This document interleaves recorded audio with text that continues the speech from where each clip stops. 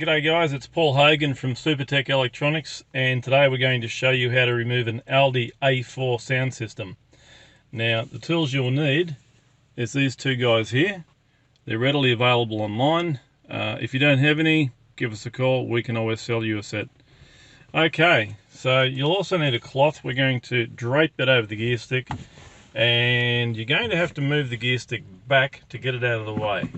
So just like that. Alrighty, so the first thing we're going to do is remove this part here, and it just clips out like that, and that can just sit there. Now there's two little slots under the stereo right there and there. These guys go in with the flat side out. Push them in until they click, and we'll do the same to this side. And now it's just as simple as pulling it out.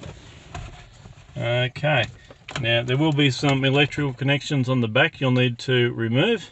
They only go in one slot, and some of them are color coded, so you can't get them in the wrong spots. And to get the keys out, you'll need to press that little pin there and pull the key out. Same with the other side, and then you can send that unit off to Supertech Electronics for repair.